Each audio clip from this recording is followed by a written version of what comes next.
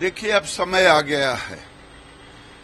अब मुसलमानों को पुनर्विचार हो और किसी भी तरह से आरक्षण मिल रहा है वो नाजायज है, ये हिंदुओं पर प्रहार है।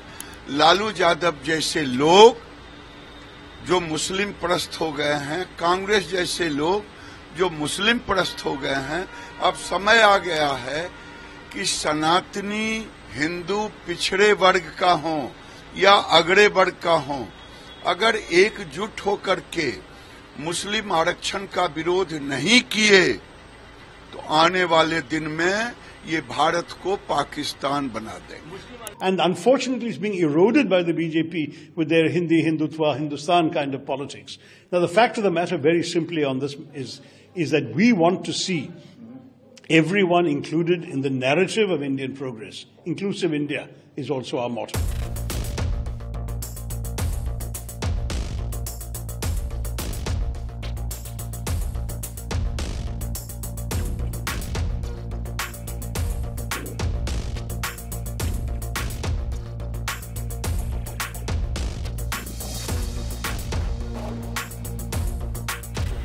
देखिए, अब समय आ गया है।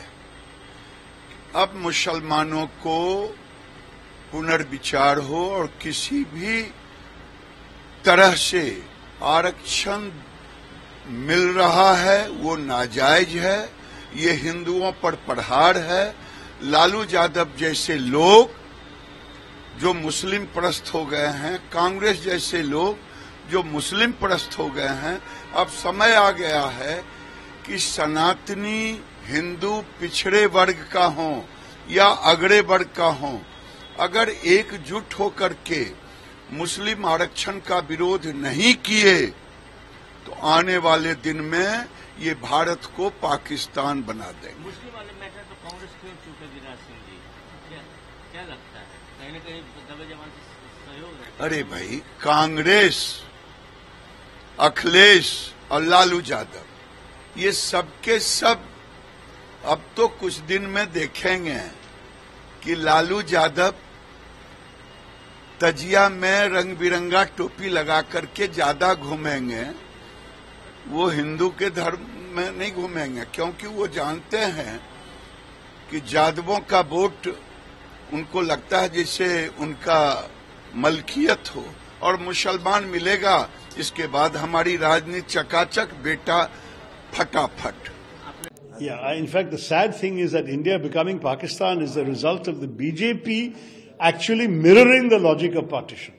When Jinnah talked about needing a nation for the Muslims, our freedom fighters, with their magnificent spirit, said, ours is a nation for everybody.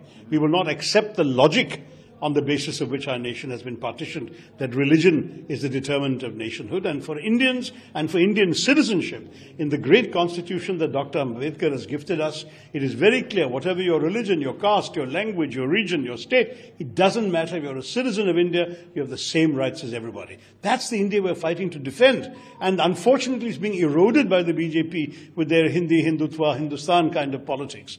Now, the fact of the matter, very simply on this, is that we want to see everyone included in the narrative of Indian progress. Inclusive India is also our motto.